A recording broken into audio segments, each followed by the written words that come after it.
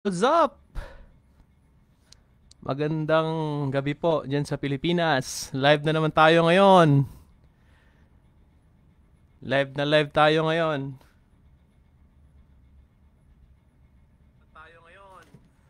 Yung, kumusta po kayo dyan sa Pilipinas? Magandang gabi.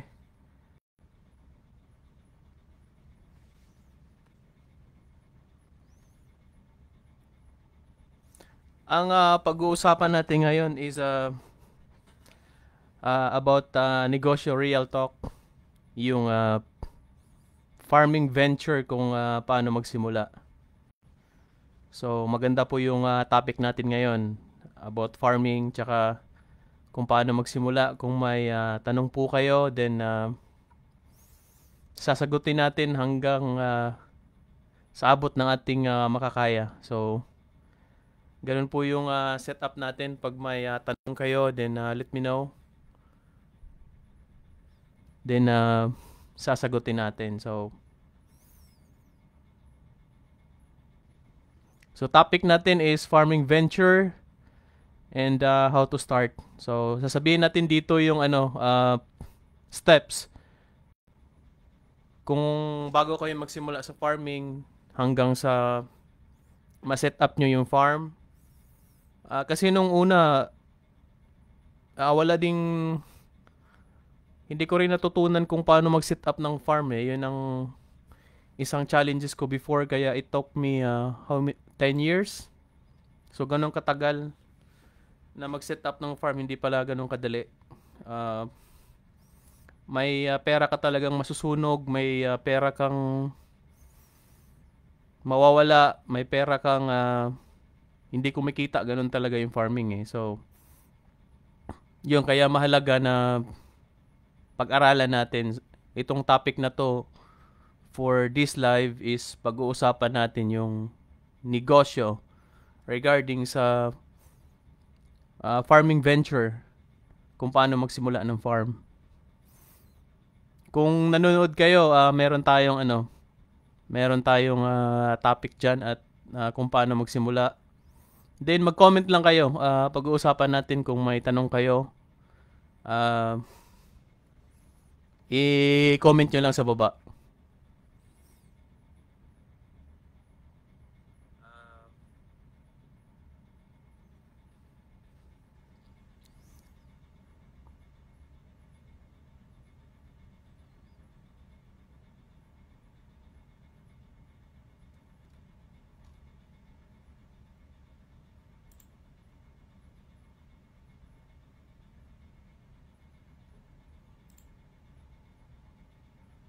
Yun, simulan na natin kahit walang nanonood.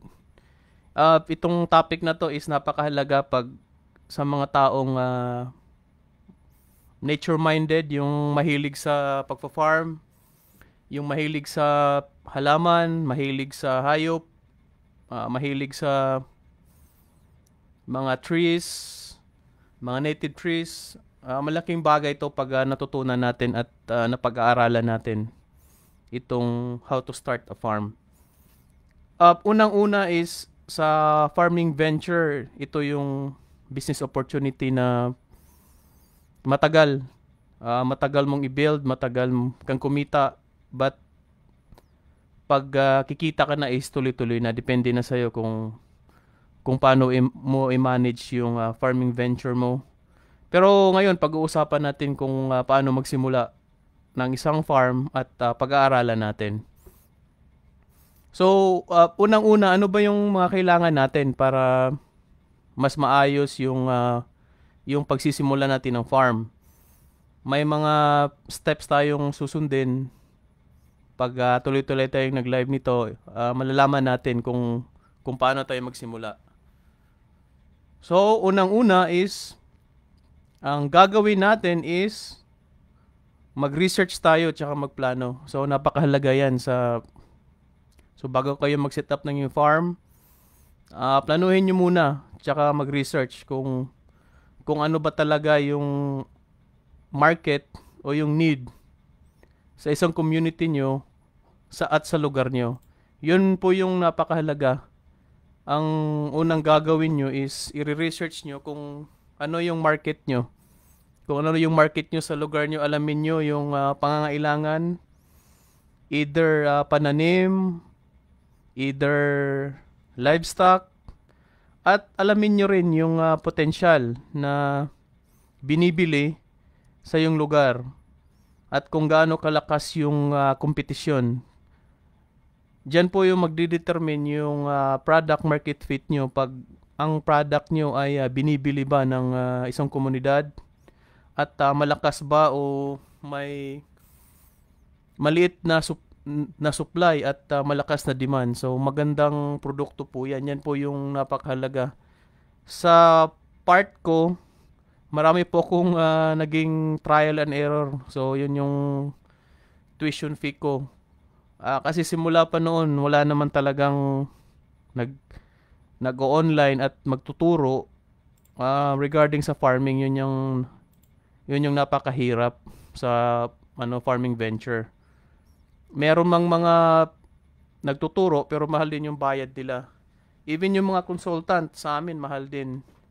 Halos ang nangyayari dyan is ginagatasan nila yung farmers at ang naging problema dyan sa mga consultant sa experience ko mismo, humihingi sila ng malaking fees at hindi rin maayos yung production. Pagkatapos na ma-set up yung farm at hindi naman kumikita, unang-una pa lang kumikita na sila kasi nga dahil dun sa consultation fee nila. Yun yung problema na hindi naman proven. At ang isang malaking problema din dyan is yung post-harvest. Halimbawa, sa kakao, may mga kilala ako, meron silang plantation ng kakao.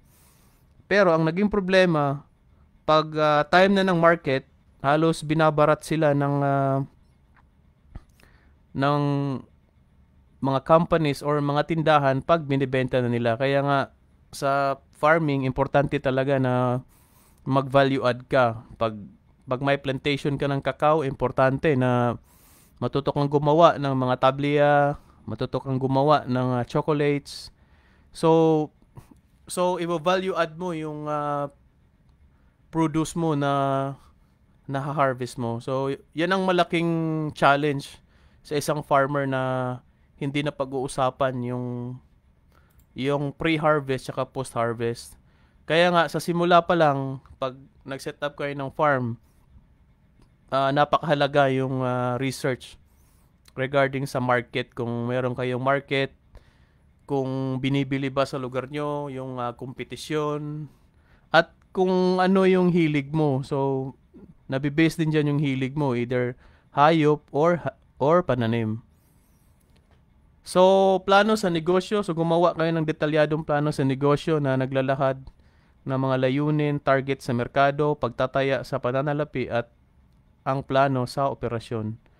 Napakahalaga niyan yung pagplano. So planuhin niyo na yung hello po Mama Cherry, kasosyong Cherry Amor. Nakapag-live tayo ngayon.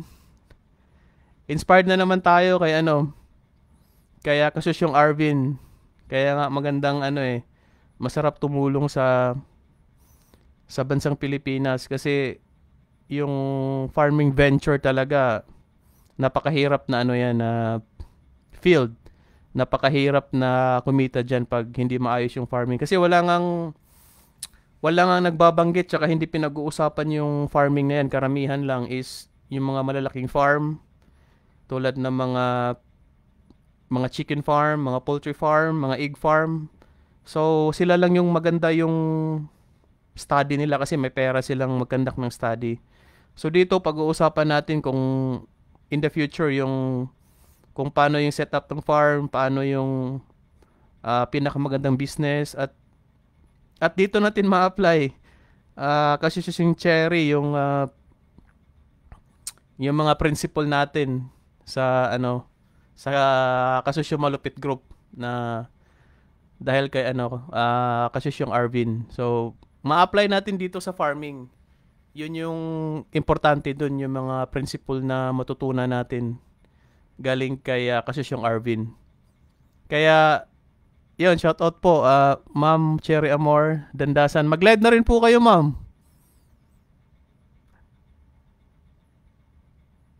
Hindi ko palang kabisado yung button, so at least try lang ng try.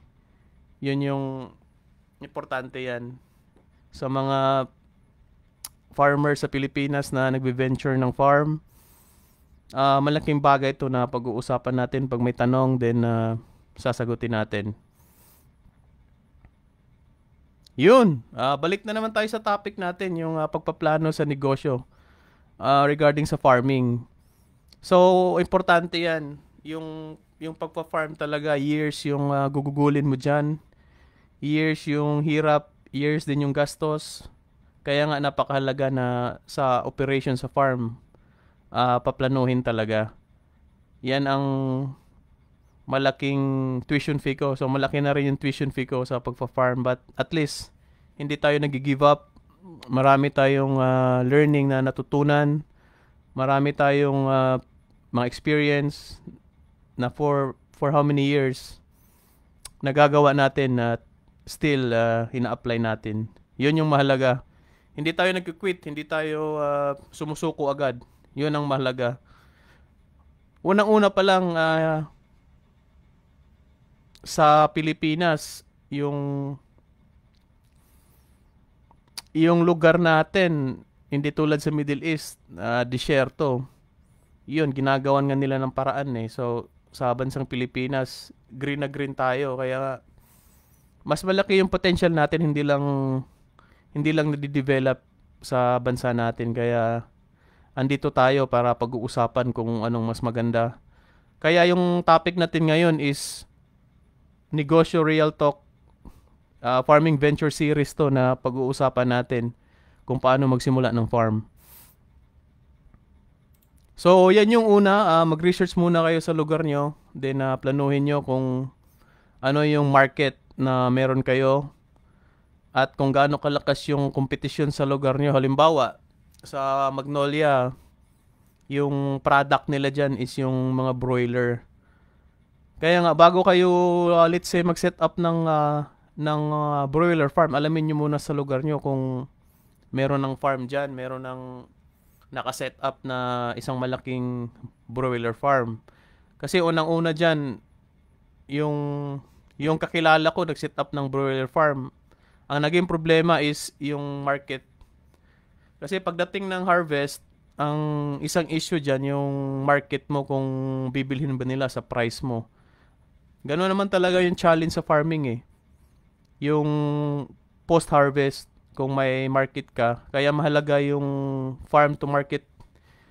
Kung nagfi-fit ba yung product mo na ginawa sa market at kung willing bang bumili yung market mo sa price. Yun ang challenge ngayon sa farm. Kaya nga, ang principle na ina-apply natin dito dahil kay Kasisyong Arvin, kung yung product mo ba fit sa market mo. Kasi pag maganda yung market mo at meron kang product na maayos, mas scale up mo eh. So hindi ka mahihirapan sa market mo as long as maayos yung product mo.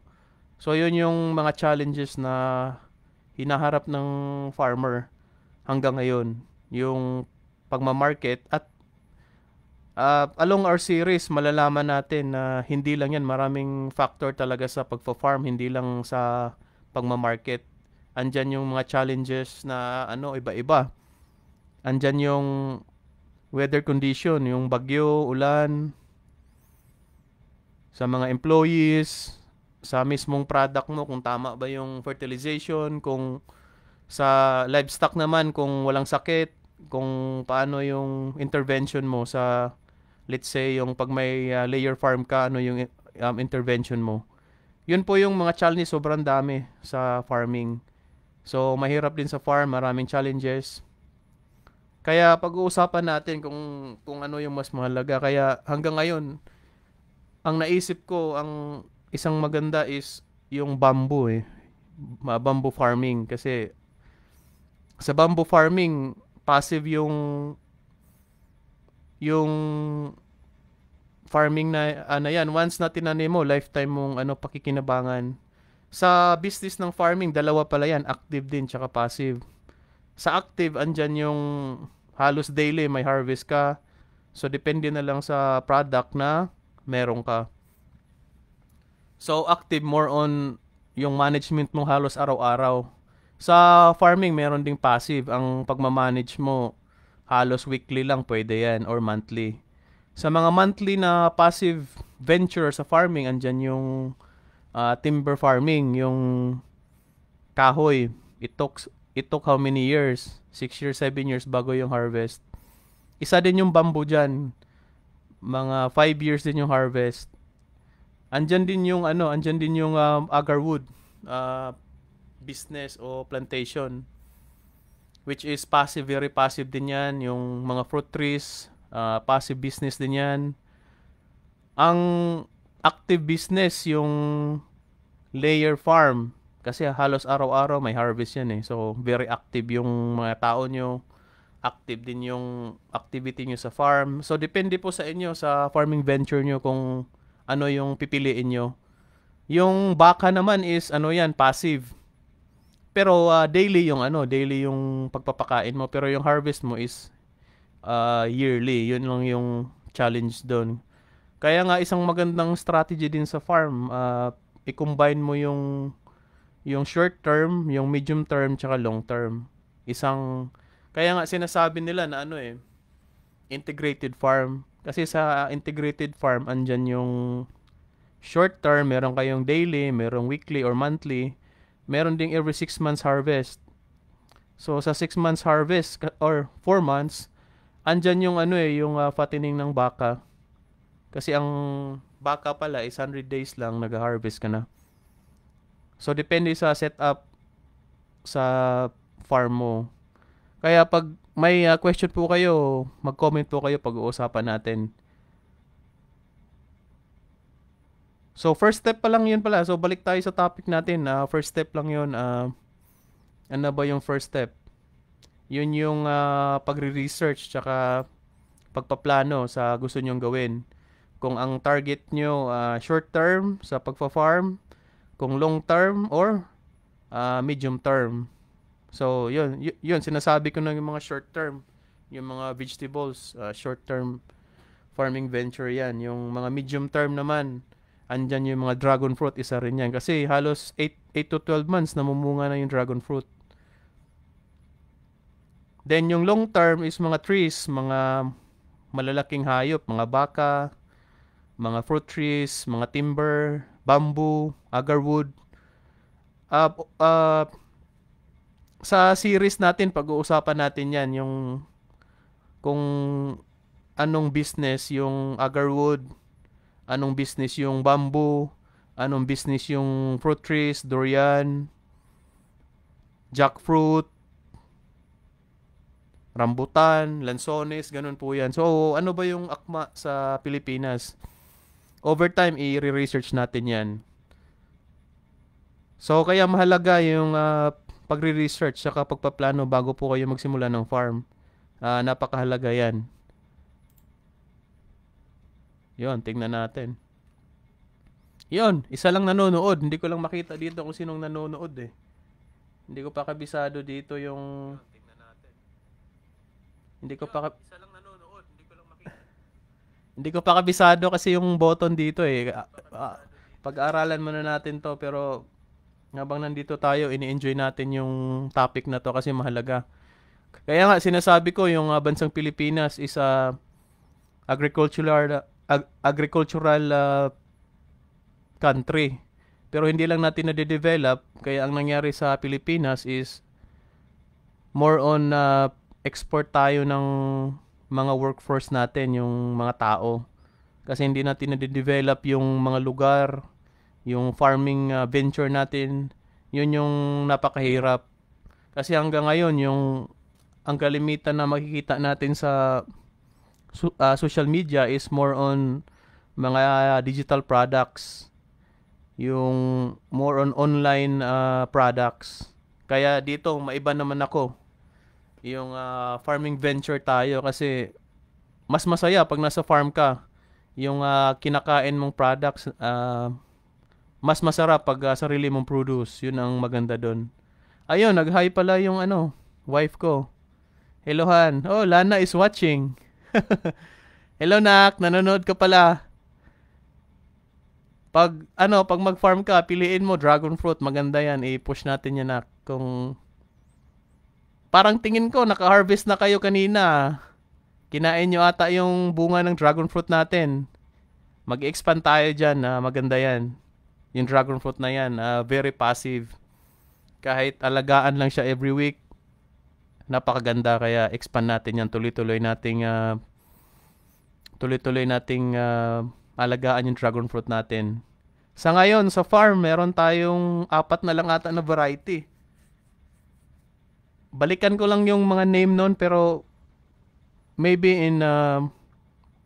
sa susunod na mga topic natin, babanggitin natin yan. Ang topic kasi ngayon is kung paano lang magsimula ng farm. Pero pag may specific topic tayo ng dragon fruit, pag-aaralan natin yan kung anong magandang variety sa lugar natin. Kung yung Palora ba, kung yung Red Moroccan, yung S8, yung Graffiti, marami po yan sa dragon fruit. Hi pa, hello Lana. Mating nanood ka ni Papa.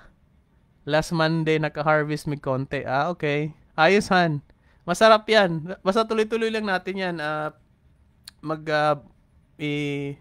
This year, mas palalakihin natin yan. Gagawa tayo ng parang ang gagawin natin dyan, gagawa tayo ng lugar na kung saan may free testing sa dragon fruit natin. Mag-i-expand tayo dyan. Kasi isipin mo, 3 trellis lang sa ngayon yan. Pero pag na-maximize natin yung lugar, ilang kaya sa farm natin, kahit 1,000 trellis dyan. 1,000 poste ng dragon fruit na naka-trellis type. Ilan yung potential niyan. Pero tingnan muna natin yung market. Kaya nga sinasabi ko, yung study tsaka pagpaplano. Tingnan natin yung market. Pero kung walang market, walang problema dyan. Kasi kinokonsume naman natin. Kulang pa nga yung harvest natin. Yun yung maganda doon. At least nag-trial and error tayo. Yun ang importante. Last Monday naka-harvest. Hi Lana! Yun, nanonood pa lang asawa ko. Kaya maganda. Ito na lang yung banding natin. Walang problema. At least sulit. Nanonood kayo. Then at least may magandang topic tayo pag-aaralan natin. Isang memories din sa atin to na nakakabanding online. Yun ang mahalaga. Ganon kahalaga to. So, unang-una pala sa pag-setup ng farm yun, ibalik ko lang na research saka yung pagpaplano.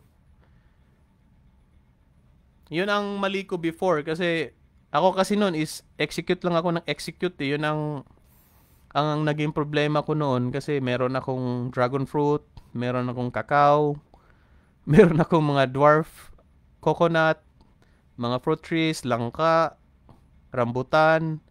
Ang naging problema ko yung pag-aalaga kasi iba-iba yung iba-iba yung product mo, mahirap pala.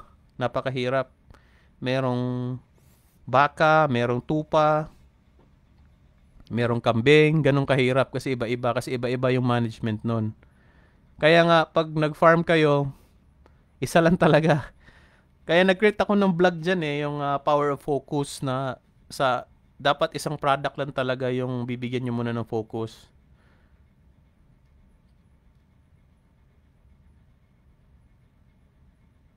Ayun.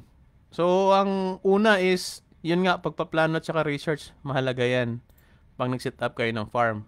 Ngayon, pangalawa is, yung pagpili ng tamang uri ng pagsasaka kung anong gusto nyo talaga. Either yung halaman, hayop, o combination. So, sa combination na yan, dyan papasok yung farming ng integrated farm. So, meron kang hayop, meron ka ring halaman. So, sa halaman, either vegetables, fruit trees, mga timber, or yung mga root crops. So palagi kong iniisip yung idea ng yung permaculture. Sa permaculture, meron kang food na trees, meron ding food na mga shrub, meron ding food na root crops, at meron ding food na mga herbaceous plant. Yun po yung idea behind sa permaculture. Integrated siya.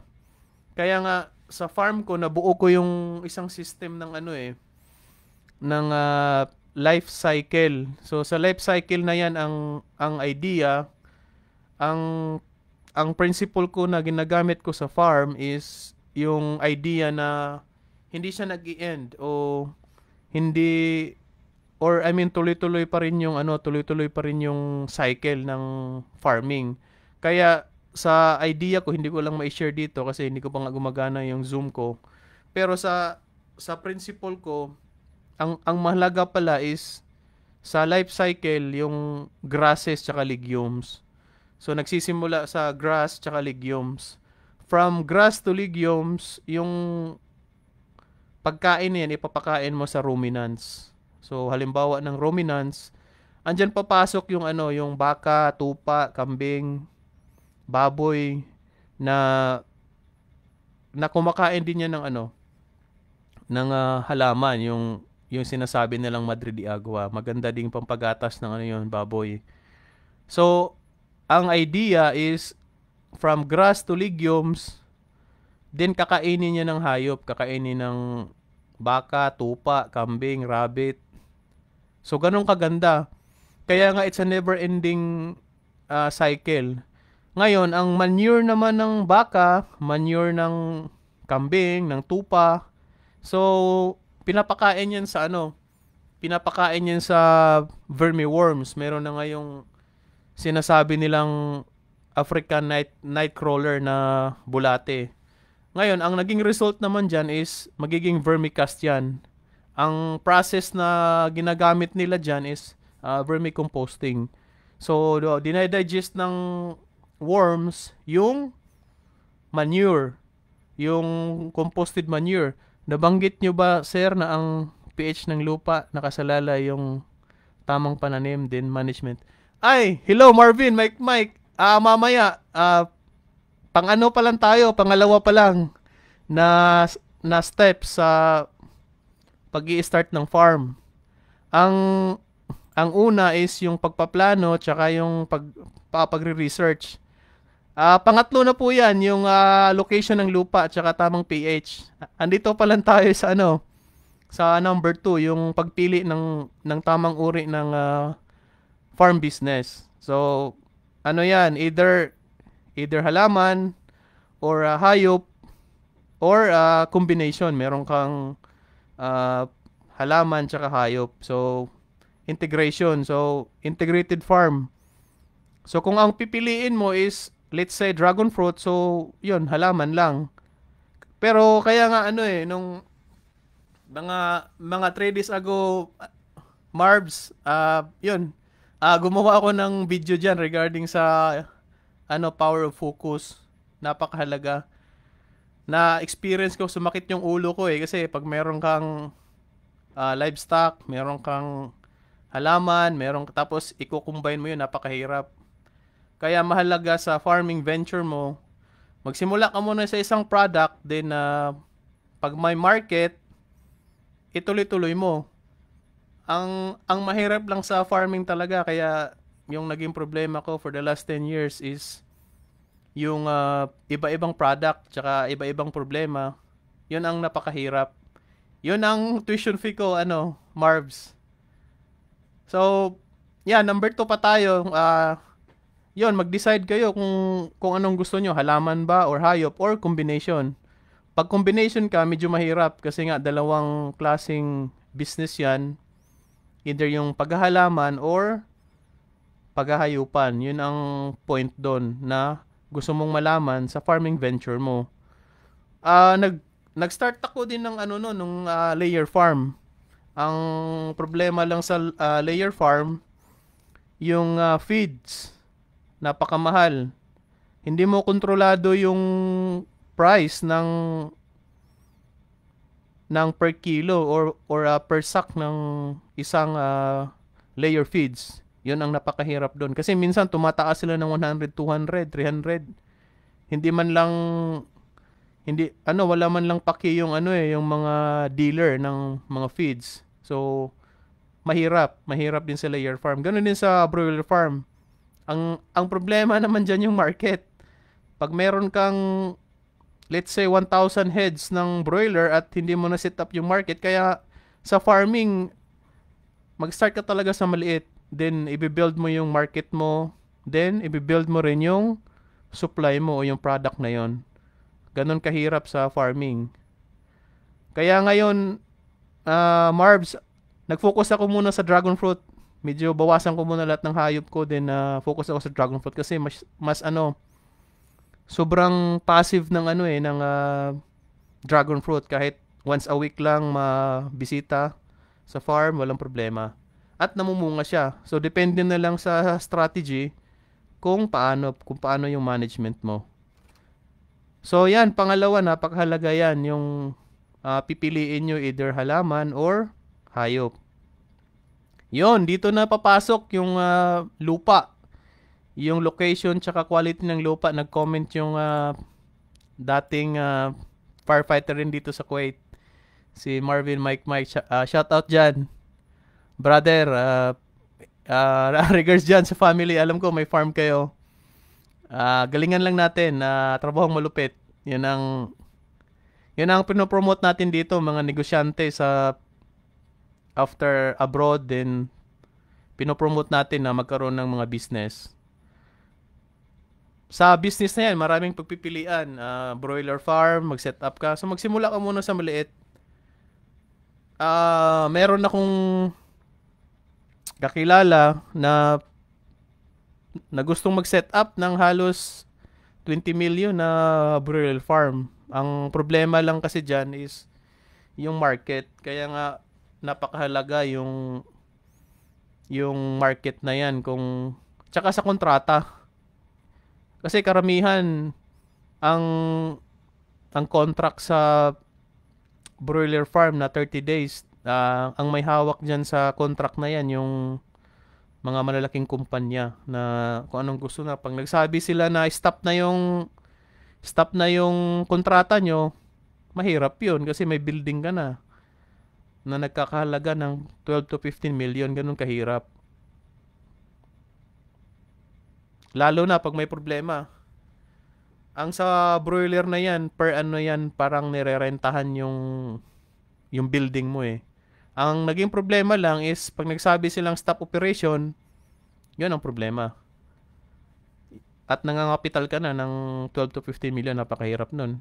Yung buong capital mo na inipon mo doon lang napunta. Napakahirap. Yon, pangatlong i-consider natin na pag nag-set up ng farm is yung pagpili ng location na gusto mo. Yon, Santiago Peng. Sending hugs. How to be you po.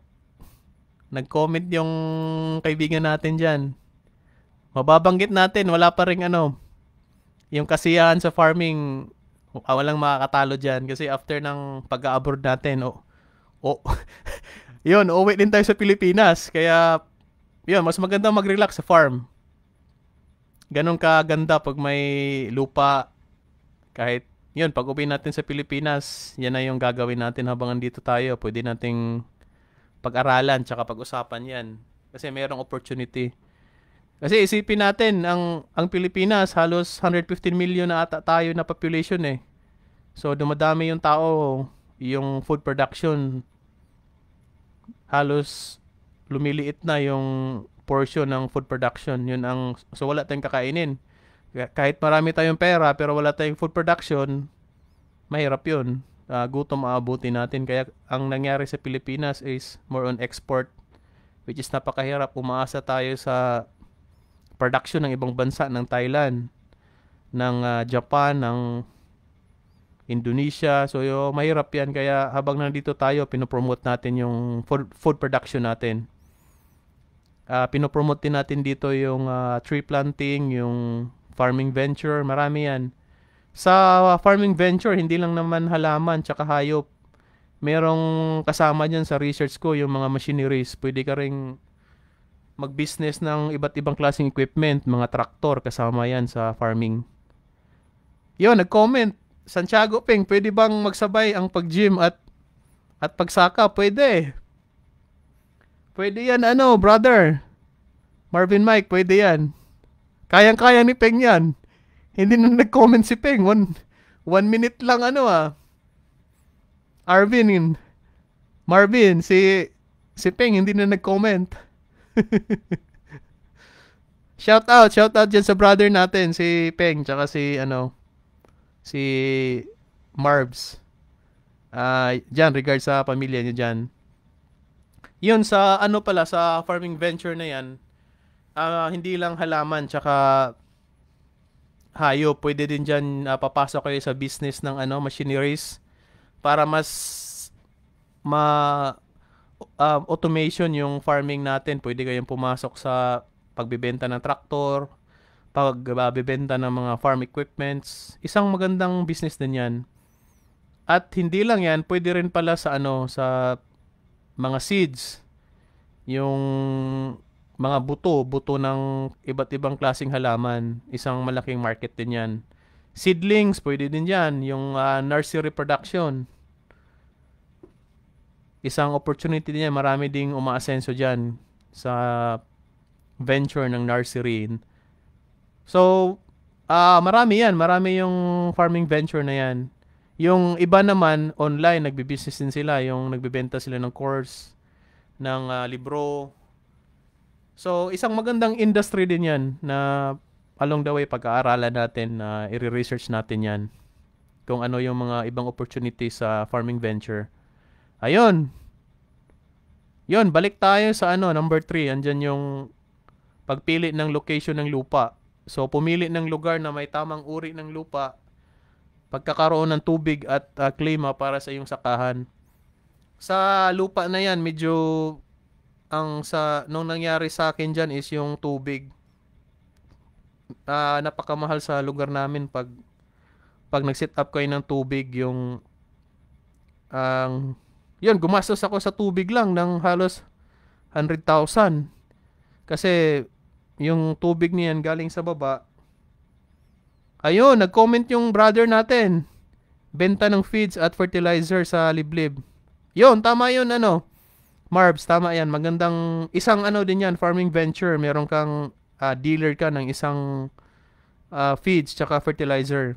Marami ding umaasenso dyan. Pag marami na tayong nagaganyan, so medyo bababa siguro ang presyo ng products. Kasi sa lugar namin, medyo mahal talaga yung binibigay na presyo ng mga supplier dyan. Yun ang kaya ganun kahirap yung pagbenta ng feeds tsaka fertilizer. Yan, magandang opportunity yan. Yung pagbenta ng feeds at fertilizer. Yon. So sa number 3, balik tayo. Sa number 3, andyan papasok yung lokasyon ng lupa, yung pagpili ng location na gusto mo. Kaya mahalaga sa pag-establish ng farm, yung uri ng lupa, yun ang sinasabi nating brother na si Marbs. Yung pH ng lupa, kung acidic ba or alkaline, na yung base niya mababa. Yung pagpili ng uri ng lupa, nakadepende din yan sa tanim. May mga tanim na acidic, tsaka naman yung hindi siya masyadong acidic. So depende yan sa klase ng tanim o puno na gusto mong itanim. Kaya bago ka pumili ng klaseng business sa farming is alamin mo talaga yung pH ng lupa. Ang mahirap lang sa lugar namin is nung last 2 years ago, ang lupa namin tinitest yun merong ginawa yung munisipyo namin na tinitest yung klase ng lupa. So ang gagawin nyo lang, pupunta kayo sa munisipyo, meron silang program na ganyan na ititest. Pero by schedule po yung pag-test ng klase ng lupa. Meron silang ganong klaseng sistema sa DA. Sa Department of Agriculture, meron yan sila. Kaya pumunta lang kayo pag gusto niyo magpa-test ng lupa. Pumunta lang kayo sa munisipyo, meron yan sila, libre po yan. Kasi part po ng research nila yan part po ng parang part po ng program nila yan para masubmit sa national na may project sila, mahalaga yan. Yung tamang uri ng lupa. Yun, pagkakaroon ng tubig. So, mas maganda may ilog or magandang irrigation kasi ang pinakamalaking resource talaga sa isang farm na kailangan mo is yung tubig.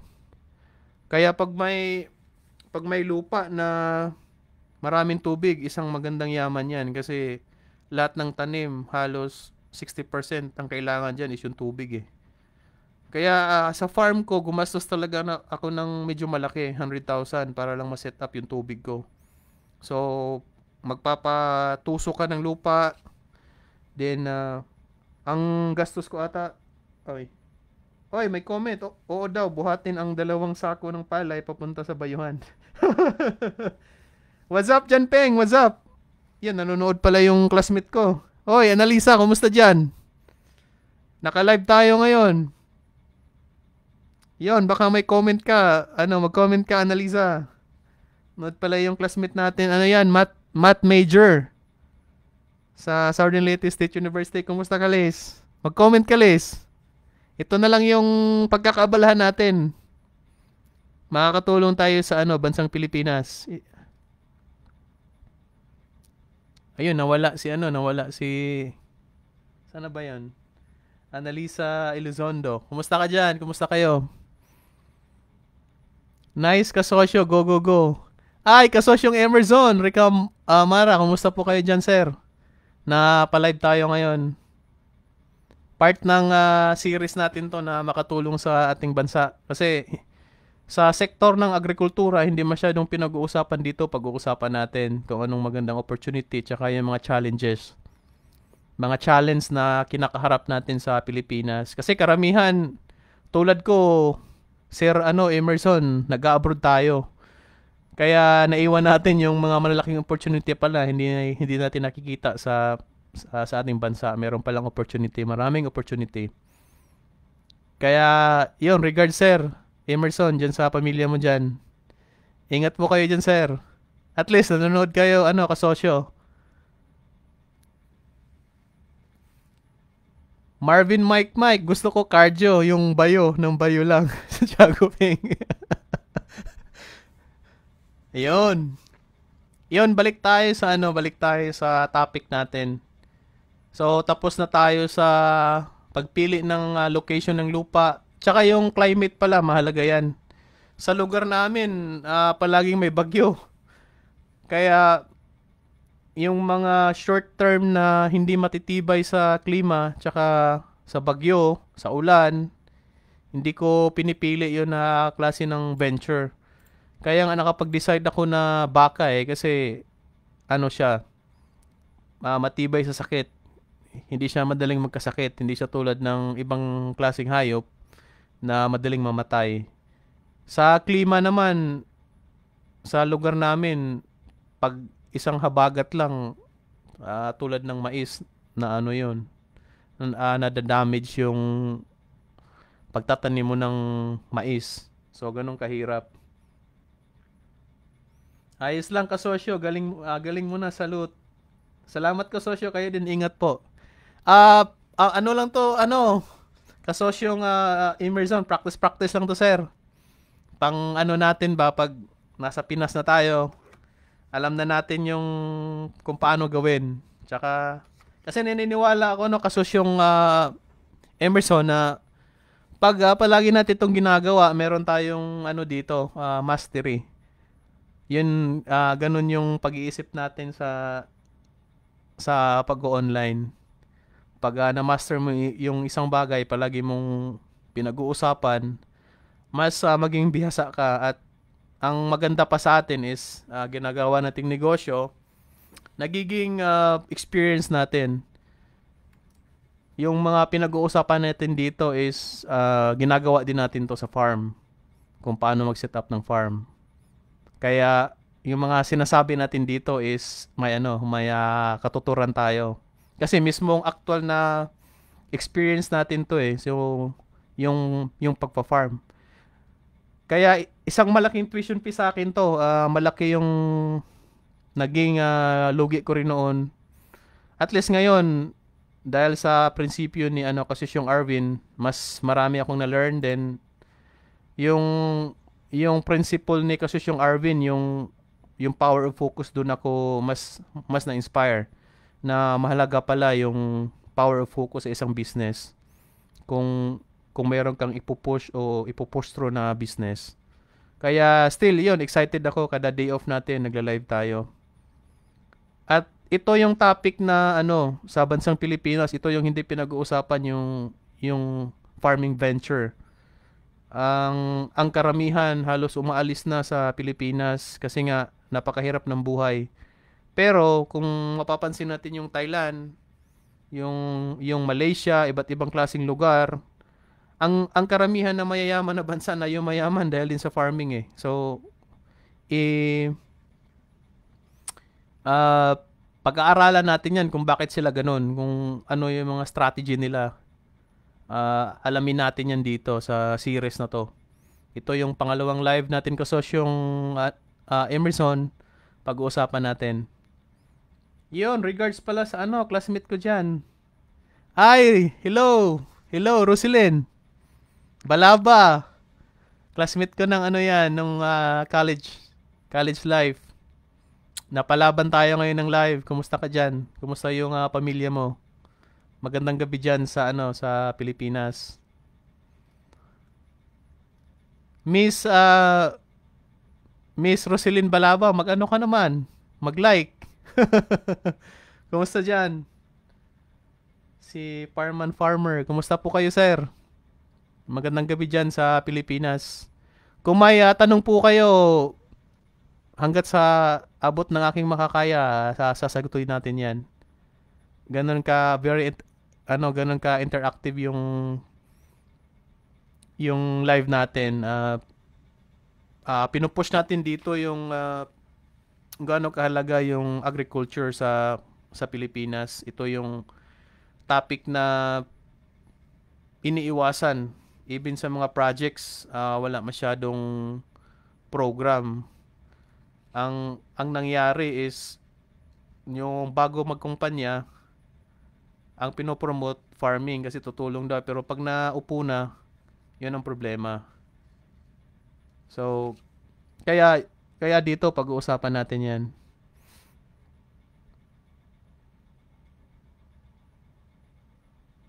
Punta ka dito sa amin, brother, at hands-on tayo, bossing. Sir, saan ba yung farm mo, sir? Tingnan ko nga. Tingnan muna natin. Farman Farmer. Farman Farmer. Si Bimbi pala to. Magandang gabi dyan, Bimbi. Nagbago ka na ng pasensya na, brother, hindi kita nakilala. Ko lang kasi parang nagbago ka ata ng At least regards diyan. Parang nakikita kong ka na, nag-farm ng lettuce ba to? Yun. Magandang yan, short term business yung pagpa-farm na yan. Iwasan mo.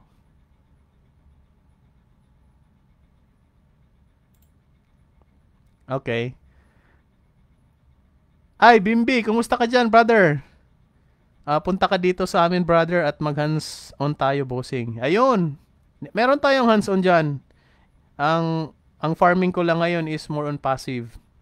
So, sa passive, nag-focus ako ngayon, brother, sa fruit trees. Meron tayong mga timber. Meron tayong baka. Meron tayong dragon fruit. So, ang sayo naman, brother, yan, more on short term. Kasi nag-harvest ka. Parman Farmer, ilang days yung yung lettuce mo na harvest since pagka-start mo ng pagtanim, ilang days ba Parman Farmer? Bimbi, ilang days yung harvest mo? Sa ano mo, sa mismong farm.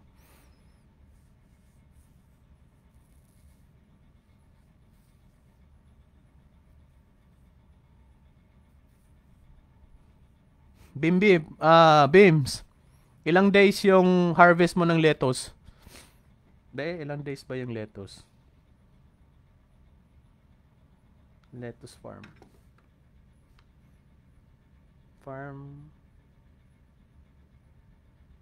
harvest days. Bimbi, ilang days yung, okay, 65. Take 65 to 130 days. So, mga 2 months. So, 2 months to, 4 months? Yeah. So 2 months to 4 months. Ganun pala yung lettuce. Ano pa yung product mo, Beams? Maliban sa lettuce. Pinakbet veggies lang ako, dalawa. Tama. 2 to 3 months. Accept natin yung brother natin. Boss, kumusta? Nag-live ako. Hindi ko alam kung paano yung sa live pala may parang pwede ka ata sa pwede ka ata sa Boss Erwin, pwede ka atang mag-butt in sa live. Pwede, pwede. Boss. Naka-live ko mamaya, tawagan kita. Hindi ko pa alam paano kung para pwede atang mag-butt in ka Hindi ko pa lang na-set up to Pero tingin ko pwede ka Oo. Day after. Sige, boss, ingat ka dyan. Ingat ka. Nag-live tayo, farming venture tayo, farming venture.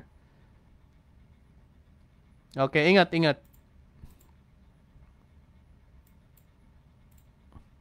Yun, tumawag yung pinsan natin na bumbero na malupit na negosyante, si Kasusyong Erwin, malupit yun. Sobrang sipag niyan, sobrang sipag. Maliban sa pagiging bumbero, isang malupit na negosyante din yan at future maging sikat na yan. Content creator yan, malupit yan. Bossing, Erwin, gagawa tayo ng dyan. Sa mga plano natin, gagawa tayo ng digital, digital marketing business. Pag i-set up natin yan. Diyan sa lugar natin. Kasi walang nagpo-promote Walang nagpo-promote ng mga opportunities. Mag-Zoom. Mahirap buhay dito sa Pinas. Kaya wag na kayo uuwi. Sakto yan Ayun, tama yan Beams. Mahirap talaga buhay sa Pinas. Kaya nga sinasabi ko palagi noon pa is passive income. Dapat meron tayong investment sa stocks, meron tayong dividend kasi nga dividendo lang Beams, buhay ka na. So napakahalaga nun kasi yung ang point dyan na Beams, yung living on interest. So meron tayong kakilala na kaibigan natin na yan, living on interest yan, na buhay. Yan ang sinasabi kong living on interest. Interest ang ng pira, buhay ka. Brother Beams. Kaya ganun kahalaga yung pinopromote ko na noon pa yung living on interest. Sa interest lang buhay ka na. Yan yung point ng living on interest. Maraming pagkakataon kaya nga pag nasa abroad ka, i-build mo yung tinuturo ko palagi na passive income. Kasi sa passive income buhay ka na Interest lang ng pera mo, yung income mo, buhay ka na. Kaya pinupush ko talaga yan sa noon pa. That was parang Beams, 12 years ago na ata tinuturo ko yan. Kaya napakahalaga na kahit wala tayong income sa Pilipinas, dividendo lang, tsaka yung interest income natin, buhay tayo. Pero magtipid pa rin kasi habang nagbibuild ka ng sarili mong opportunity, ng sarili mong business, at least may makain yung pamilya mo, may sa interest lang ng pera mo, buhay ka. So ganun kahalaga yung pag-build ng passive income. Kaya nga yun, in-encourage ko yung mga nasa abroad, mga OFW, mag-build kayo ng mga passive income na mga opportunity. Sa passive income, Diyan, tinuturo ko diyan yung tinuturo ko diyan yung living on interest income. Pag may kapital ka, invest mo sa magandang companies. Pangalawa is yung living on rental. Pag may marami kayong apartment habang nandito kayo sa abroad, buhay kayo dyan. Ngayon, yung pangatlong level is yung living on franchise income. Pag nakaset up kayo ng system regarding sa franchise, buhay din kayo dyan. Pang-apat is yung living on royalty income. I-discuss natin yan over time. Ang ginagawa natin dito is uh, business opportunity ng passive income tsaka active income. Yung brother natin diyan si Marvin, Mike, ano yan, negosyante rin yan ng tracking. Ang business niya is tracking. So at least mga yun, maganda din yung income niya. So very passive yung business opportunity ni brother Marvin. Shout out bossing, shout out Boss Erwin, naka-live tayo ngayon. Ito yung nawawala yung natin, at least online nami-meet natin yung mga kapamilya natin. Mahalaga. At the same time, may matutunan tayo. Bawat live natin, meron tayong topic na pag-uusapan, meron tayong ideas para makatulong sa bansa natin. Ganun po yung live natin. Hindi lang tayo basta nagla-live. Hindi lang tayo basta sumasayaw, kung hindi. O yung kumakanta. Iba yung live natin, boss. Nagbibigay tayo ng value. Nagbibigay tayo ng mga opportunities. Nagbibigay tayo ng mga experience. Nagsasabi tayo ng mga failures and success sa business venture natin. Ganun kahalaga yung live natin. So, mag-zoom. Hindi ko pa alam kung paano yung Zoom na yan. So, mapag-aaralan natin. Medyo excited lang tayo ngayon kasi na-inspire na ako kay kasi yung Arvin. Ayos ang audio. Boss, salamat. Salamat Erwin. Yung pinsan kong malupit dyan na isang bombero. Santiago, Peng, punta ka dito sa amin, brother, at mag-hands-on tayo. Yun. At least, nag-meet na naman tayo dito, Bims, saka Peng.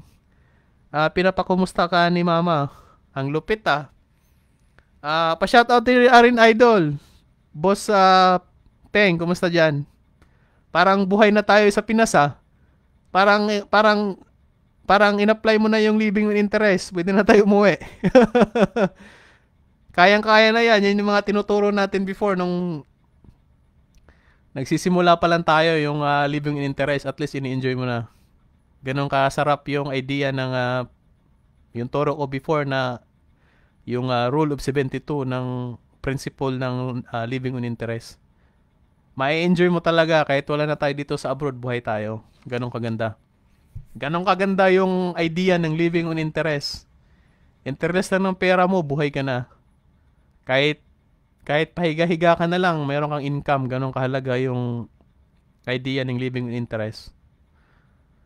So pag Boss Peng, pag nag-expand ka pa, pwede mong i-expand yan to yung rental, franchise, royalty, branding, iba-iba yan.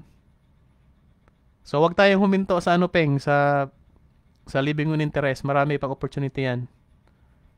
So tulad din ng brother mo, living on rental din yon. So napakalaking opportunity yan. Next na level natin yung opportunity ng franchise at royalty. Peng, pag nag-usap tayo, ituro ko sa'yo yung branding.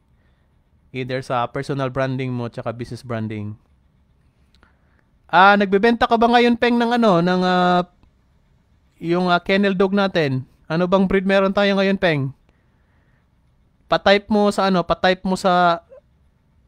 sa comment natin kung anong breed yung binibreed mo ngayon, Peng. Anong breed ba yung binibreed mo ngayon na aso? Baka may makakita sa comment natin na bibili sila ng pang show type na dog. Yun, si Irwin, may nakatikim na ba ng ating Pinoy's banana chips dyan sa Kuwait? Oh, Win. Oh, meron na. Hindi ko pa lang na masyadong promote. Hindi ako nakapag-breed ngayon. Ah, okay. Pero, meron kang binibenta ngayon, Peng, na, aso. Meron ka bang binibenta ngayon?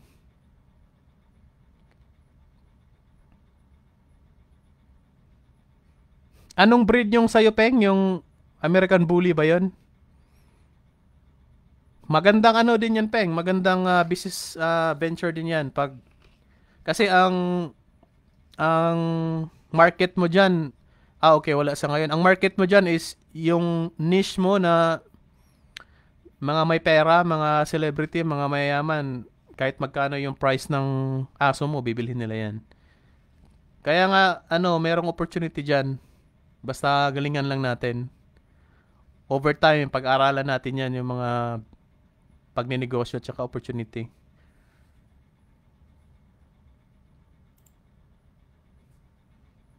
Alright, tuloy tayo. May nakatikim na, Wen, meron sila. Nakakatikim sila. So, wala sa ngayon. Okay, okay, wala pa pala ngayon.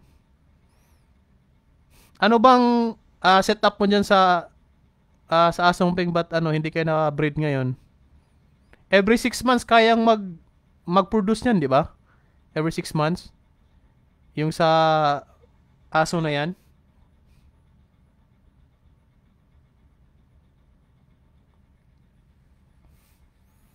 Okay, tuloy tayo. Pag type lang kayo, pag-uusapan natin kung anong gusto niyo tuloy lang tayo sa topic natin.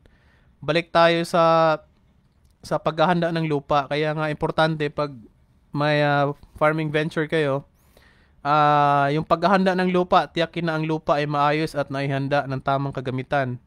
Pero hindi naman kailangan depende din sa pinili nyong venture kung yung halaman o yung paghahayupan. Kaya nga, kung ang pipiliin nyo paghahalaman pang malakihan talaga, medyo kailangan mo ng tractor dyan. Kasi yan yung mag-aararo ng bukid nyo. Tsaka yung tamang setup ng irrigation. Kung palaya naman yung business nyo, napakahalaga ng tubig. Napakahalaga ng tubig yung irrigation dyan. Kasi yan ang malaking gastos dyan eh. Bawat tanim mo, pag nagpa-irrigate ka, malaki din yung gastos dyan. Depende sa per month ng NIA. Kung magkano yung gastos. Yun.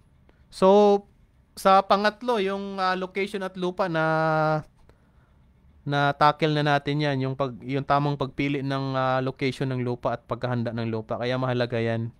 Ngayon, pang-apat is yung regulation at yung permiso. Maraming gustong mag-business ng layer tsaka yun ng broiler pero hindi pinapayagan ng isang komunidad. So wala kang magagawa dyan. Yan ang isang malaking factor din na i-consider mo pag nag-set up ka ng farm.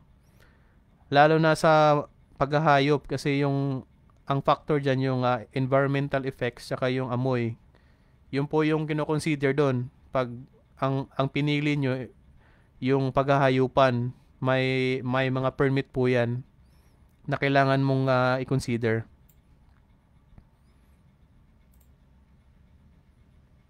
So una is mga lokal na batas. Kung ano yung regulation nyo sa isang barangay, kung ano yung regulation sa isang munisipyo, napakahalaga na alamin nyo muna bago kayo mag-set up. Yung batas sa lupa, yung paggamit ng lupa. Kasi sa paggamit pala ng lupa, iba-iba yan. Merong residential, commercial, agricultural, timber.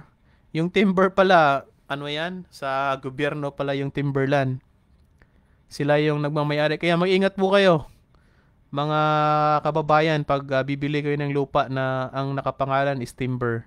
Kasi ang nagmamayari niyan is yung gobyerno. Neighbor talagang mabenta yan. Yun din yung nangyari sa akin na experience ko yung timber. Pero sana ma-approve. Kasi nga nagbabago na yung yung nung una is timber pero ngayon magiging agricultural land na yon. Kaya alamin nyo muna kung anong klaseng lupa yan, yung lokal na batas sa paggamit ng lupa. At ang mahalaga dyan, yung permit. Halimbawa, yung gusto nyo, yung baboy, ah, yung piggery, pero ang community is ayaw, wala kayong magagawa dyan kasi i-report kayo. At ang mangyayari dyan is hindi kayo bibigyan ng permit. Pag poultry naman, either broiler o layer, mahirap yun. Pag walang permit, parang illegal yung business mo. Kaya napakahalaga na alamin mo muna sa isang lugar yung permit. Tsaka yung batas na kung approve ba yung klase ng venture na gusto mo. Ayun, panglima, tapos na tayo sa research tsaka plano. Then, pagpili ng tamang uri ng farming kung halaman ba, hayop, or integration. Pangatlo is yung location ng lupa at yung quality ng lupa. Pang-apat is yung regulation at yung mga permits na kailangan mong i-consider bago ka mag-venture. Panglima is yung pagpopondo at budget na meron ka. Halimbawa, sa farming naman, ang totoo dyan, di mo kailangan nga ng puhunan dyan eh. Magsimula ka muna sa maliit, totoo yun. Ako nga, willing nga akong yung farming na yan, halimbawa sa dragon fruit, magsisimula ka dyan, sa cuttings lang muna eh. Gagastos ka muna ng 50 pesos, halos wala. Ngayon, kung ang problema mo talaga is pera, maraming paraan dyan para magkapera ka. Either gagamitin mo yung time mo, mag-exert ka ng labor sa oras mo, babayaran ka, yun na yung puhunan mo. Kaya nga, hindi ako naniniwala na kailangan mo ng puhunan. Yung si Kasusyong Arvin, meron siyang principle na tinatawag na dampot technique. Kung ano lang yung madampot mo na meron ka sa bahay mo, pwede mong ibenta yan. Kaya yung principle ni Kasusyong Arvin, napaka lupit ng mga principle niya sa pagninegosyo.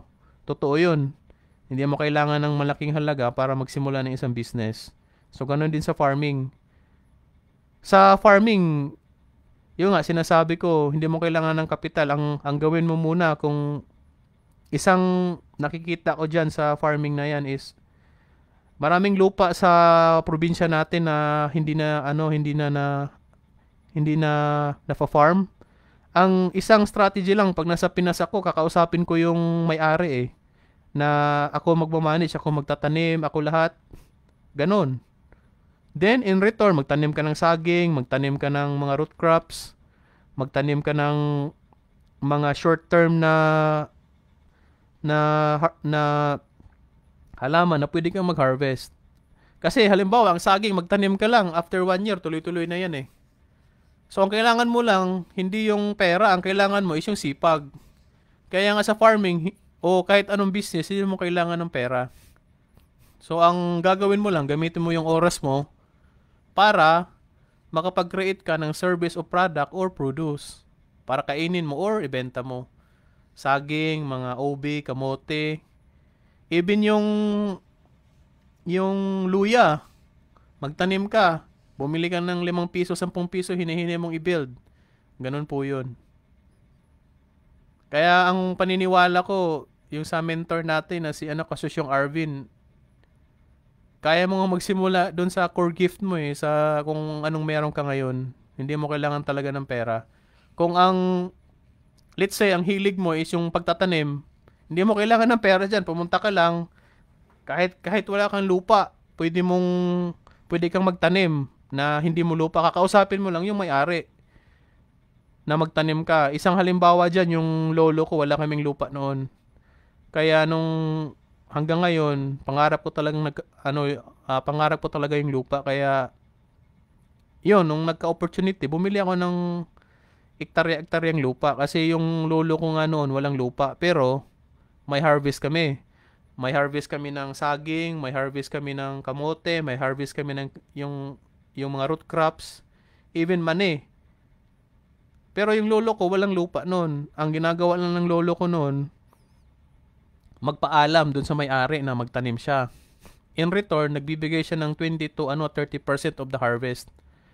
At ang kagandahan dyan, sobrang happy po yung may-ari ng lupa kasi nga may nagko-cultivate ng lupa niya. Ganon kaganda yung ganon kaganda yung pagmasipag ka. Hindi mo kailangan ng puhunan. Isang patunay dyan yung lolo ko. Wala kaming lupa. Wala kaming lupa po.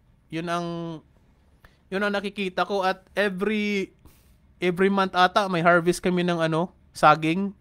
Ang ginagawa ng lolo ko, nagtatanim lang siya sa tabing daan or sa likod ng bahay ng mga kapitbahay namin, nagtatanim siya doon. Every month meron kaming harvest ng saging, sulit na. Saging. At ang ginagawa naman ng lolo ko is yung sa niyog. So nagmamanage din siya ng niyugan. Every 3 or 4 months, meron kaming harvest. At hindi lang yan, yung palay naman, nagiging, nagmamanage din siya ng palayan. So, hindi nga natin kailangan ng pera. Ang kailangan lang natin yung sipag, yung determinasyon, tsaka oras, pati yung skills. Pag wala kang pera, para magkapera ka o magkapuhunan ka, gamitin mo yung time mo, tsaka yung skills mo. Pero kung may pera ka, tas wala ka namang time or skills, matuto ka mag-invest. Ganun lang po yung tatlo lang yan. Kaya yung sinasabi ng tao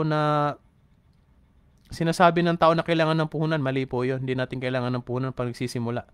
Ayun, andito yung kasosyo natin. Kumusta po kayo, Mama Charmaine De La Rosario? Napa-live tayo ngayon, ma'am. Inspired na naman ako kaya kasosyong Arvin. Kaya halos everyday maganda yung gising natin. Kung ano yung purpose natin, pinupush natin yan. Ano po bang step by step para mag-start as farming, sir? Ayun, ma'am, sinabi ko na po, ma'am, yung first step, Mama Charmaine, is alamin mo muna yung pagre-research, i-research mo muna sa lugar.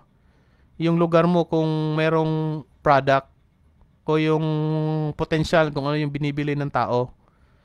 Kung gaano kalakas yung kompetisyon. So, ang gagawin nyo muna, mag-research muna kayo sa lugar nyo at planuhin kung anong magandang opportunity. Yung nga, sinasabi ni Kasosyong Arvin, yung product market fit. Ganon din po sa farming. Ngayon, pag nagawa nyo na po yan, sa pag-research sa market, then pagplano sa negosyo nyo. Pangalawa po is pagpili ng tamang uri ng farming. Kung ang pipiliin nyo, Ma'am Charmaine, either halaman or paghahayupan. Or integrated po kayo, either sa halaman or hayop, combination.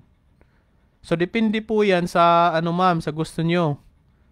At hindi lang yan, ma'am, sa ngayon, sa farming, meron ding opportunity yung mga farm machineries, mga nagbebenta ng tractor, mga farm equipments, isang magandang business din yan.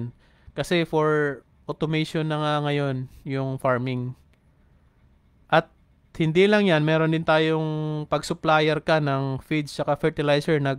Nag-recommend yung brother ko si Marvin.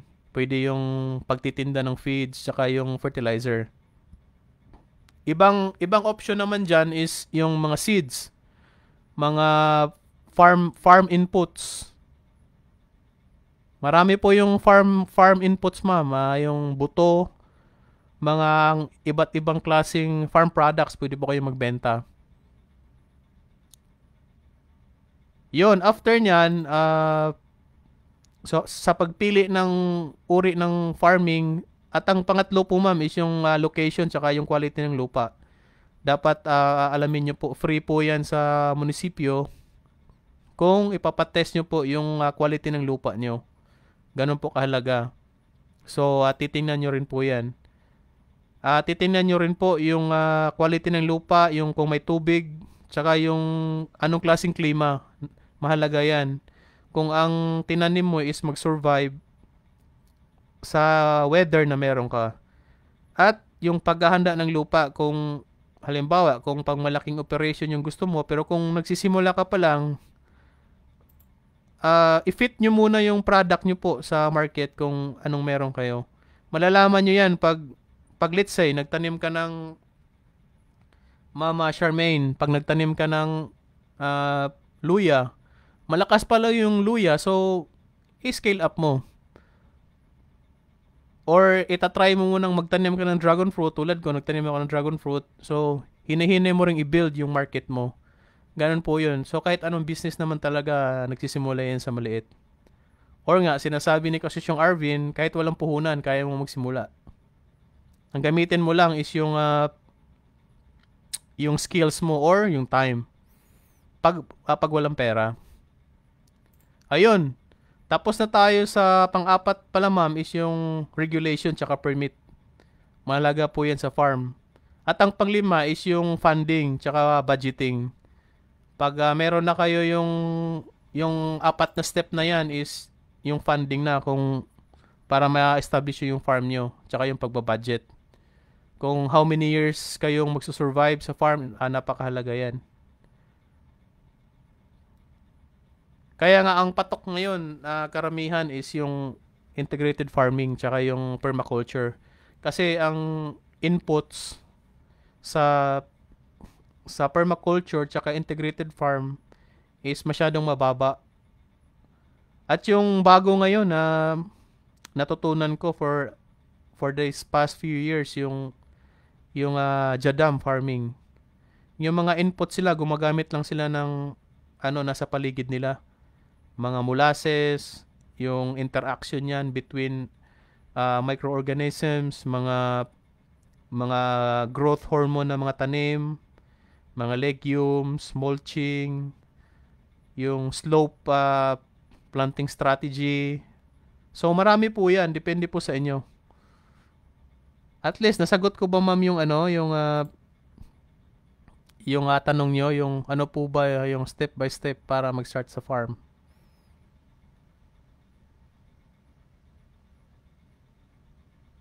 Ayun. Mag-comment lang po kayo ma'am kung meron pa kayong tanong. Sa step kasi meron pa tayong yung pang number 5, yung pagpa-fund ng farming venture mo. So diyan papasok yung gasto sa pagsisimula. So isang malaking gastos diyan sa farming venture is yung pagbili ng lupa. Yun yung pinakamalaking gastos. Pero yung venture na yan is ang lupa naman is lumalaki din yung value eh. Investment din siya kahit hindi mo taniman, lumalaki talaga yung value niya, nag-appreciate. Ang hindi lang hindi lang ini-explain sa mga magsasaka is may natutunan ako sa isang farmer na sinasabi niya yung value doon ng lupa hindi doon sa lupa kung hindi doon sa produce na napoproduce mo. Yung sa nakukuha mo sa lupa. Yun po yung tunay na value ng lupa. At plus na dyan yung pag-appreciate ng mismong lupa, yung value niya. Kahit mahal yung pag-purchase ng lupa, tumataas naman yung value at hindi nawawala yung lupa. Ayun. Mahaba-haba pa pala tong topic na to. So, sa pagpa-funding, i-consider mo dyan yung mga kagamitan, binhi o hayop at gastusin sa operation. Pagpipilian sa pagpupondo ay yung unang-una dyan is yung mapagkunan mo. Mahalaga, yung sinasabi din ng mentor natin na si Kasosyo, start from what you have. Hindi yung magsisimula ka, nangungutang ka na, yun ang malaking factor din. Mangungutang ka na lang pag yung profitable na yung business mo. May ibahan na pag wala pang bili ng lupa, nagre-rent na lang, okay din yun. Oh, yun, tama yun Han. Mag-rent ka muna or ang gawin mo muna is kausapin mo yung may-ari. Kung pwede, magtanim ka. Then kung may harvest, mag-share ka ng portion sana pag-usapan nyo. Kasi ang kalimitan na usapan dyan sa pagtatanim na hindi mo lupa is 25% eh. Yung sinasabi nilang 1/4 of the harvest is binibigay mo mismo sa may-ari. Yun yung usapan dyan. Kaya nga sa pag farming venture, ano rin yan eh, kahit wala kang pera, pwede kang magsimula dyan sa farming na yan. Ang gawin mo lang is gamitin mo yung time mo. Kausapin mo yung may-ari na magtanim ka at siguradong papayagan ka kasi karamihan na sa Pilipinas ngayon, halos iniiwan na yung mga lupa eh na ano nakatiwangwang. Yan, may opportunity diyan pag alam natin kung paano. Kaya nga ang tanong na lang diyan is gaano ka ba kasipag na magtanim? Yun yung ano, hindi reason yung lupa. Merong isang quote diyan eh na sikat na ang quality dun ng lupa hindi dun sa lupa mismo kung hindi dun sa mindset na meron yung isang tao. Wala daw barren lands eh kung hindi yung barren mindset meron daw. Kasi pag ang mindset mo is patabain mo yung lupa, gagawa ka ng paraan. Parang yung ano, lupa natin sa farmhan, yung lupa natin noon, puro kugon eh. Kasi nga yung kugon, sinasabi ko before sa mga vlogs ko, nag-signify ng ano yan eh, desolation. Hindi mataba yung lupa. Pero nung nag-introduce na tayo ng iba't ibang klaseng hayop, nag-change na siya to Carabao grass. Ganun po 'yun. Ang kaya naniniwala ako sa kasabihan na walang barren lands eh, kundi merong barren minds. Pag hindi mataba yung pag-iisip mo, hindi talaga tataba yung lupa. Kahit anong gawin mo, kung ang mindset mo hindi yung pagpapataba ng lupa, kung in the first place pa lang naghahanap ka na ng mataba na lupa,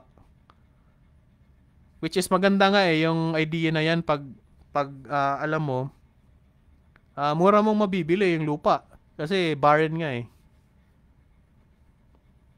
Yun, tama yan. Next is pag may budget ka na, ang gagawin mo is yung mga kagamitan at mga resources mo kung anong meron ka. Yung makinarya mo, kung meron kang makinarya na makakatulong sa'yo sa farming venture mo. Kung meron kang traktor na pang-araro, meron kang irigasyon. Isang malaking bagay dyan is yung irrigation, yung tubig. Kasi yung halaman or hayop, kailangan talaga 60% ng operation mo, kailangan talaga nila yan eh. Supply, mga binhi, pagkain, pataba, so fertilizer, at mga mahalagang supply. Yun. Pang-anim yun, mga kagamitan at mga resources. Pang-pito is yung operasyon at pamamahala. Sa operation na yan, dyan papasok yung kung anong product meron ka, i-consider mo dyan yung pagtatanim, yung pag-aani, yung cost mo dyan sa pagtatanim at pag-aani, pagpapakain sa mga staff mo, sa hayop, dyan papasok yan, yung pagpapanatili ng mga kagamitan, maintenance. Kaya nga dapat sa calendar of activities mo, meron kang portion na ano eh, sa mga gamit mo, nililinisan dapat yan. Kung may mga kinakalawang, dapat tanggalin nyo yung kalawang kasi sayang yung gamit, mabubulok lang. Yun ang, kasi pera mo rin yung binili eh. Kaya napakahalaga na kaya napakahalaga na alagaan nyo yung mga gamit nyo sa farm. Pinaghirapang pera yan, kaya nga hindi pwedeng mabulok, hindi pwedeng ganun-ganun lang na mawawala. Ganun po kahalaga yun. Sa operation naman at pamamahala, dyan papasok yung labor o paggawa. Andyan yung tulong at isaalang-alang ang pagkuha o pagsasanay ng mga empleyado. So, mayroon training. Diyan papasok sa operation at pamamahala yung mga training ng mga tao. Kung halimbawa, kung ang farming venture mo is hayop, so mahalaga yan. Isang mali mo lang, pag namatayan ka ng hayop, malaking value yan, lalo ng pagbaka. Either tupa. Sa halaman naman, pag mali rin yung setup mo dyan, pag namamatay yung halaman mo, let's say, jackfruit, yung seedling ngayon ng jackfruit, umaabot na ng halos 300 to 250. Mga 150 to 350 to 600 yung per seedling. So, pag namatayan ka niyan, masakit din yan kasi pinili mo yan ng sarili mong pera.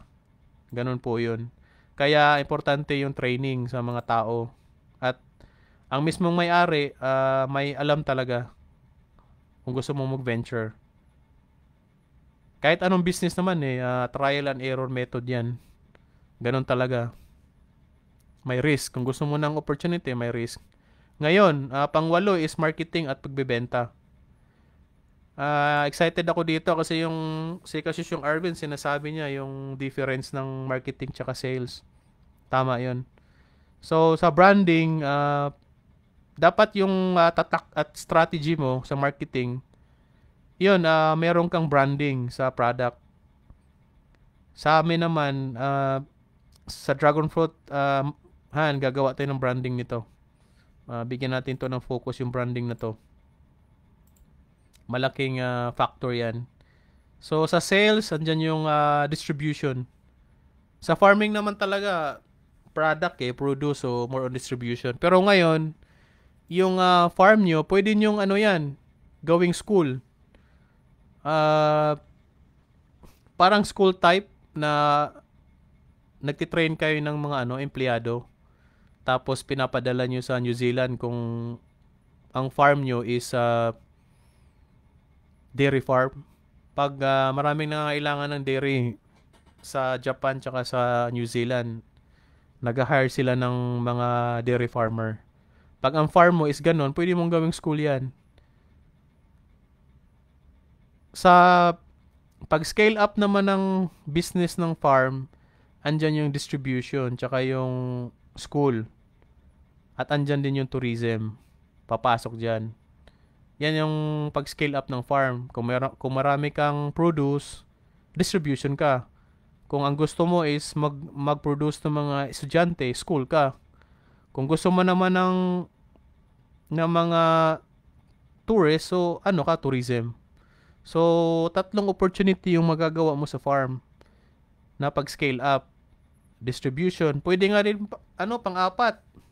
Sikat yan ngayon, yung pang-4 na opportunity sa farming. Yung content creation.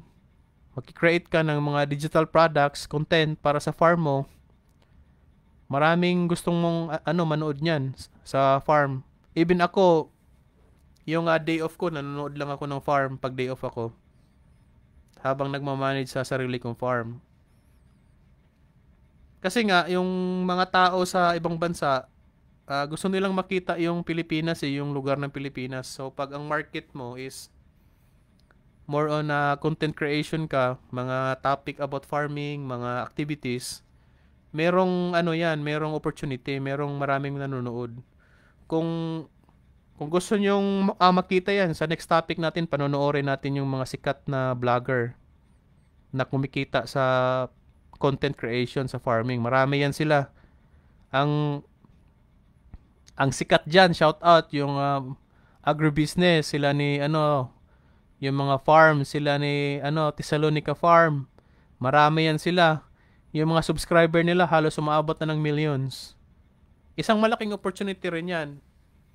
Meron kang sariling produce at maliban dyan, meron ka ring mga digital products. So ngayon, iba na ngayon yung panahon. Pwede mo nang i-convert yung business mo to digital through content creation. Kaya ngayon, sobrang inspired ako tsaka excited. Kasi nga sa maliban sa pagfa-farm, ito din yung gawin ko pag nakauwi na tayo sa Pinas. Yun, marketing tsaka sales, napakahalaga yan pag may farm po kayo kasi ano mangyayari sa products nyo o produce pag hindi nyo binibenta yan. Iko-convert nyo yan to sales through distribution or tama na branding. Yun, pang-6 is pang-9. Pang-9 na pala tayo. Pang-9 is yung sinasabi nilang yung magtatagal ka sa isang business. Kasi nga ang farming talaga is long term Ang pang-9 na isang mindset mo is yung long term ka sa farming. Kasi halimbawa, puno yung business mo, yung timber o bamboo, matagal yan, 5 years yan. Kung ang business mo naman is baka, matagal rin yan, years yan, 2 years, 3 years, bago manganak yung isang baka. Kasi yung baka, 18 months to 1 year, doon pa mabubuntis yan eh. So, dapat maging strong ka, long term ka sa farm. Yun ang isa sa mindset na iisipin mo na kailangan mong i-consider. So, kapaligiran, isipin mo rin yung crop rotation pag ang hilig mo is yung tanim. Kung organic ka ba sa pagsasaka o anong klaseng technique na meron ka o opportunity na gusto mo. Oo, tama, okay. So, ganun po yun. Ang farming is long term. At ang i-consider mo rin sa farming is yung community. Kasi ang kagandahan sa isang community is meron ka ng mga customers. Yun ang kailangan mong i-build, na kailangan mong i-consider kung sa area mo meron kang community na willing mag-consume ng product na pinoproduce mo. Mahalaga yan. At ano yung relationship mo sa isang community sa pagninegosyo at yung pagpa-farm, mahalaga yan. Kasi sila yung kliyente mo eh, sila yung customers mo. So, yan ang mga i-consider mo pag nag-establish ka ng isang farm. Alright. Sino pang baka may comments? O, yan. Sino pang nanonood? Ayun. Nag-like pala si Kasosyong Mek. Kumusta po kayo? Magandang gabi dyan sa Pilipinas. Napalive lang tayo ngayon, ma'am. So, shoutout po sa inyo, Kasosyong Mek. Magandang gabi dyan sa Pilipinas. Dito naman sa Middle East, alas 3 pa ng hapon.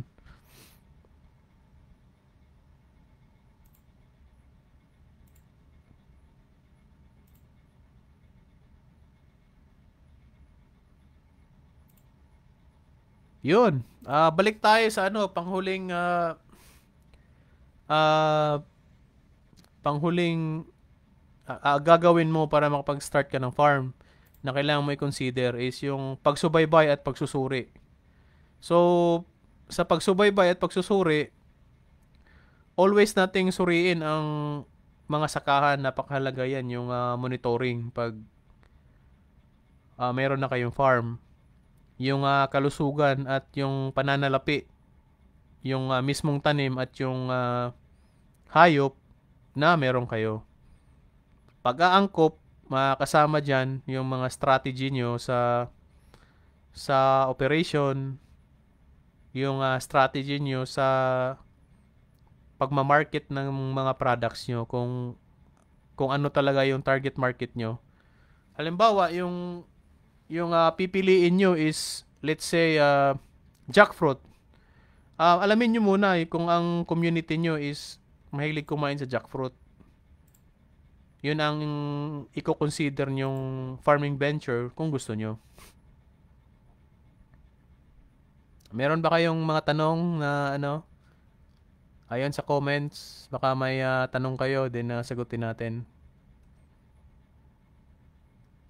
Yun, bakit ko ba to sinishare yung farming venture?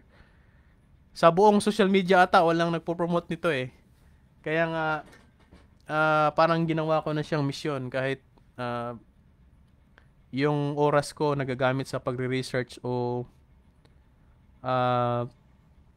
yung oras ko na imbis na magpahinga, then nagsishare ako nito. Kasi walang gumagawa nito na napakahalaga sa food production natin, sa ekonomiya sa isang komunidad. Kasi pag meron po kayong farm, nakikreate po kayo ng mga job opportunities sa lugar ninyo. Ganun po kahalaga yung farming venture. Yung mga empleyado nyo nasa lugar lang ninyo at nabibigyan nyo sila ng trabaho. Ganun po kahalaga. At maiibsan natin yung hirap tsaka gutom sa ating komunidad. Kaya ginagawa ko na siyang mission eh. At yung pagtatanim talaga, mahalaga yan. Mahalaga po yan. Yung paniniwala ko is kaya nating magkaroon ng sariling produkto. Basta maging masipag lang tayo sa pagtatanim, maging masipag sa pag-aalaga ng hayop. Isang magandang ambag natin 'yan sa ating bansa. Ganong kahalaga yung agrikultura at pagtatanim sa ating bansa. Ayun, sumali pala kayo sa ano. Meron akong nag-create ako ng community. Yung Green Project Philippines, ang pinopromote ko doon is yung tree planting, yung tourism, tsaka mga farming venture. Yan ang pinopromote ko ngayon sa Green Project Philippines.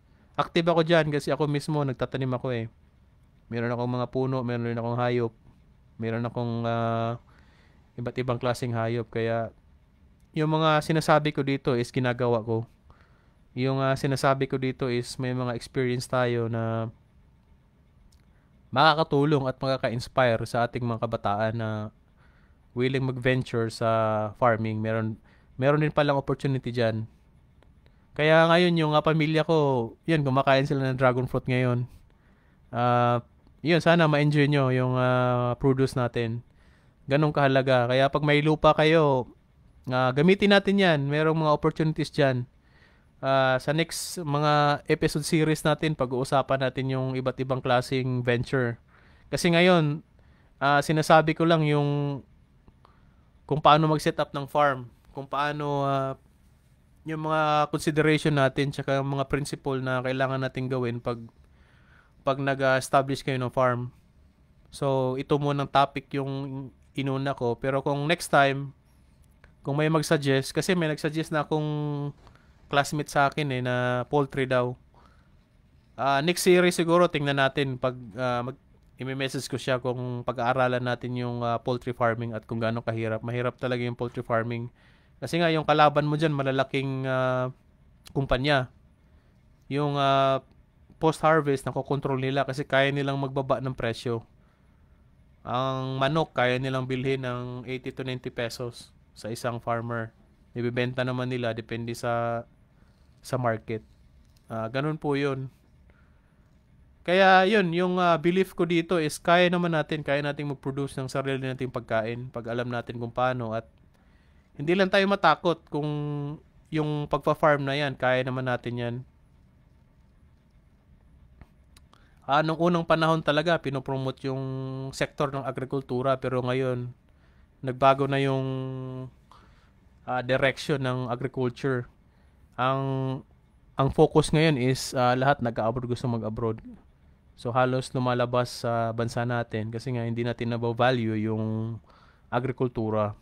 Meron palang malaking opportunity diyan pag alam natin. Kaya pinag-uusapan natin dito kung ano yung mga opportunities na meron tayo. Yun. Meron pa ba kayong tanong? Halos isa't kalahating oras na pala tayo. Yung mga topic natin na ano. Ayun. Tandaan, Pinoy, aasenso ka pag may disiplina, sipag, pangarap, at nagnenegosyo. Ganun po. Bye-bye. Ingat po kayo.